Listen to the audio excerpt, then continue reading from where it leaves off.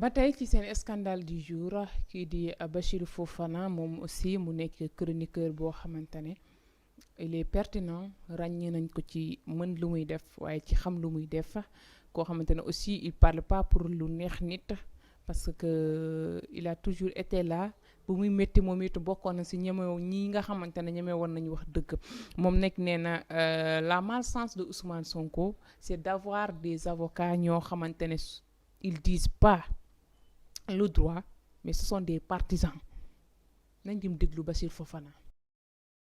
Conséquence juridique bi ou conséquence politique bi moo di ni ici on est dans un autre champ d'application, c'est le champ de l'application de l'article L30 du code électoral. L30 boobu moo wax ni ku ñu condamné sur des peines supérieures à 3 mois et inférieures à 6 mois mën na génn fichier électoral bi temporairement pour 5 ans. Donc condamnation bii nii da ko génne ci fichier bi temporairement pour 5 ans. C'était la même chose pour Khalifa Sall, c'était la même chose pour Karim Wade. Oui. Ils n'ont pas été victimes de l'article L29, mais ils ont été victimes de l'article L30. Donc article L29, L30 boobu combiné à l'article L57 fait qu'il ne peut pas être candidat en 2024. Parce que L57 moo ne pour être candidat, il faut d'abord être citoyen électeur. Oui. Et condamnation bi nii daf lay génne temporairement du fichier. Donc, sur une durée de 5 ans. Sur une durée de 5 ans. Oui. En attendant maintenant, digganteem ak Adji Sarr contumace la wala du contumace ñu leeral ko bu fekkente ne boobu leeral nañ ko il sort définitivement à vie. Maintenant comme décision bi tey la génn démb la génn plutôt démb le 4. C'est à partir du 4 qu'il faut compter les 5 ans. Si tu comptes le 4 janvier 2024, tu mets 5 ans, tu vas compter 4 janvier 2029. Ouais. Ce qui fait que 2029, bu ñuy toll ci période bii ñu nekk di wax candidat élection présidentielle moom du ci mën a bokk parce que période de révision romb na ko te day fekk heure bii ni candidat yi déposé nañ seen ay dossier ba conseil constitutionnel nekk ci saytu kan moo baaxle kan moo baaxlewul. Donc c'est une condamnation boo xam ne ça l'exclut de la présidentielle pour 2024 et ça l'exclut également de la présidentielle pour 2029. Malheureusement. Mais alors man dama dégg l'un de ses avocats maître Bamba Cissé. mu ne affaire bi c'est pas encore maanaam ba tey Ousmane Sonko garder ses droits civils. waaw moom dafa jàpp ne ba tey jii. malgré daan bi am na ba tey mu ngi ak xam ak yelleefam yi ko mën a tax moom mu mën a bokk ci élection yi ñu ba tey ci élection. waaw Baba gis nga Bamba Cissé boobu wax loolu. ba ñu defee décision première instance yaa ngi may dégg. oui. ba procureur ne day def appel Mame Mbaye Niang ne day def appel ñoom avocat Sonko ba ñu defee conférence de presse Bamba Cissé boobu moo ne woon bu ñu yokkee ci daan première instance bi benn weer rek Ousmane Sonko n'est plus éligible xam nga moo tax des fois ma naan la avocat yi il faut les comprendre dans leur rôle.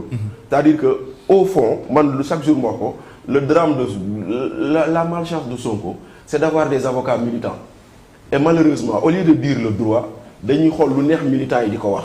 te Bamba Cissé boobu ngay tudd moo fi waxoon lii par le passé donc maintenant dans ce cas à quel Bamba Cissé se fier kii waxoon ni condamnation bi boo ko yokkee il perd ses droits ou celui qui veut nous dire que Ousmane Sonko garde ses droits beneen bi nga jël beneen avocat bu nekk seen biir maître Abdinar Ndiaye taxaw na fii après l'appel mu ne na sénégalais yi xam ni décision bi bu ñu ko confirmer Ousmane Sonko du bokk ci élection oui.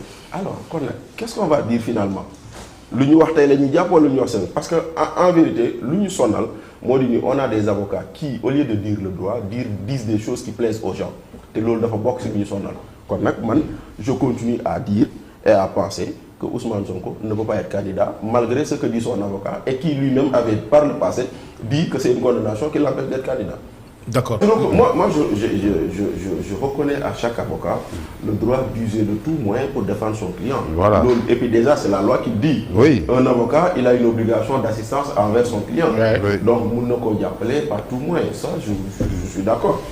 Maintenant aujourd'hui tu vois parmi le pool d'avocats de Ousmane Sonko il y a un avocat qui a fait l'objet d'une inculpation. Pourquoi? parce que il est militant de PASTEF et quand Juan Branco est venu au Sénégal, il l'a aidé à fuir. Et ça, c'est un acte délictuel. Ah non, bien sûr. Donc tu vois ce que je veux dire. C'est-à-dire que le raisonnement militant a pris parfois le dessus sur le raisonnement client entre client et Professionnel, quoi. Professionnel, quoi.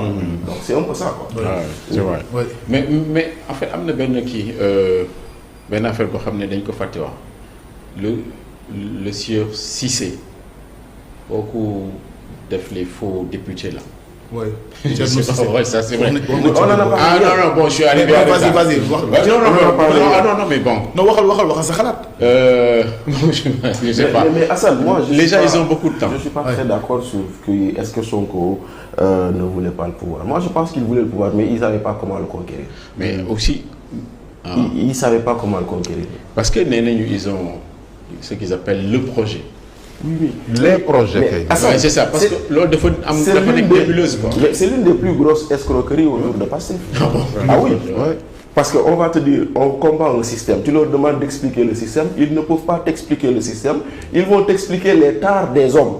C'est-à-dire le douanier qui ne fait pas son travail, le journaliste qui ne fait pas son travail, le policier. Mais c'est pas ça le système. Non, du tout. Parce que c'est pas parce que Badou, Bachir, on n'a pas fait le travail que le système est mauvais.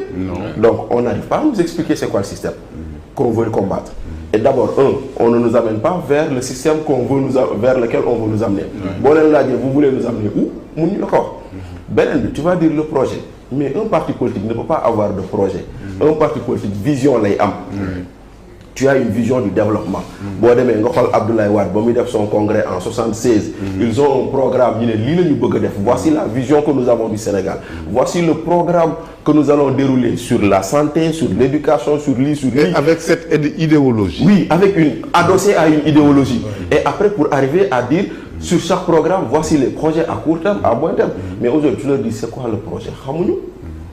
Expliquer. Tout le monde va dire il faut défendre le projet. Mais c'est quoi le projet? C'est défendre Ousmane Sonko ou défendre les idéaux auxquels croit Sonko?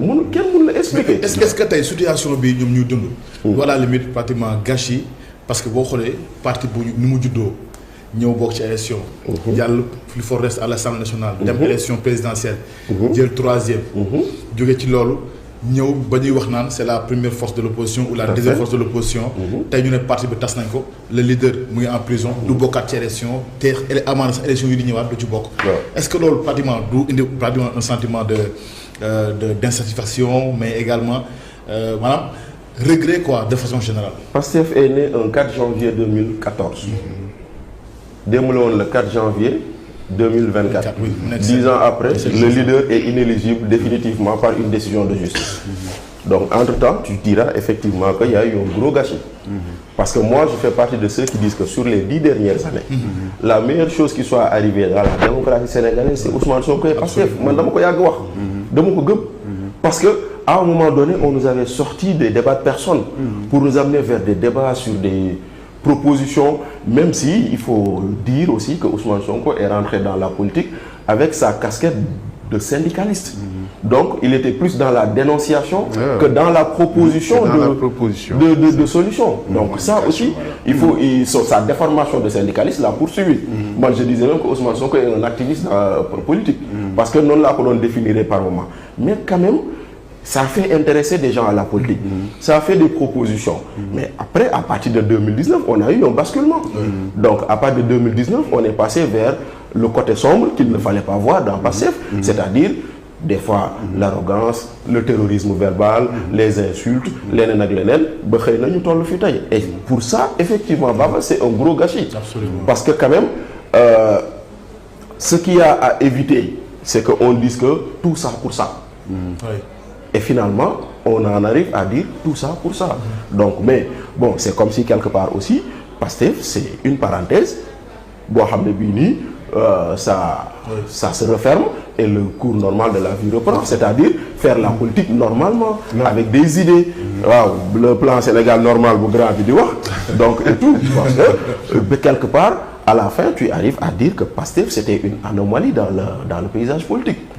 Moom koy waxuma la mal sans sax waaye Ousmane Sonko ci boppam ñi ko entouré man je me demande ban genre ñoom am na loo xam ne du mbëggeel obsession nga bëgg nit ki ba doo ko ñemee wax dëgg ba bu defee erreur ba caméra yi takkee mu def erreur ba caméra yi fay yéen nekk yéen rek yéen a nekk te ñeme woo leen wax Ousmane Sonko dëgg ñeme woo leen ko wax fii kat dangaa juum Ousmane Sonko musuñu ko corriger musta am Ousmane Sonko musul def discours pare quelque temps après mu defaat beneen discours ñu gis changement am na il a amélioré sa communication musta am parce que musuñu ko corriger ces avocats yoo xamante ne yaakaar naa seen poste rek leen ñoroon ak am client boo xamante ne sa jour dinañ jaabante fii ak tribunal man ci sama analyse bu gàtt ci sama xalaat bu gàtt lii laa mën a gis parce que Ousmane Sonko avec toutes les erreurs de communication yu mu def bi muy dem Kër Massar dinaa def na testament sax Amérique bu fekkee ni dëgg la avocat mi yëgoon nañ ko waruñu ko ne discours bi c'est pas un discours boo xamante dañ koy porter devant toute une nation xam nañ luy yoon xam nañ luy droit xam nañ luy diffamation tey bi Ousmane Sonko wootee mais ñoom jaabante bi ñuy jaabante ak tur bi leen di Ousmane Sonko di yokkal Maître Clédor Ly yow nee naa la amatoo preuve booy joxe mais ngeen nekk di lambari doo leen wax Ousmane Sonko dëgg Ousmane Sonko fa la njëkkee fa la ñàkkee première chance am avocat wala am entourage boo xamante ne yow bëgg nañ la bëgg boo xamante ba ñemewuñu la wax lii bu ñu sañoon kat mais nit ki sax nit mën nga ko corriger si njëkk nit mën nga ko corriger si njëkk nit mën nga ko corriger te doo ko offenser mais vous n'avez jamais essayé de corriger Ousmane Sonko alors que élève la ci wàllum politique élève la nekkagul sa étudiant élève primaire buy def ay erreur ngeen war ko corriger ngeen ne ko déet yi a fi nekk moo tax tey yéen a ngi dox seen soxla moom mu ngi fële yéen a njëkk nekk ay noonu Ousmane Sonko d'abord ses avocats ensuite son entourage ñi ko jege les Birame Souleye Diop les Amadou Ba les Guy Marius Sagna ñoom ñëpp parce que musuñu ko recadrer musuñu ko corriger musuñu ko wax am nga erreur yow la lañ ko doon wax alors que c'était faux.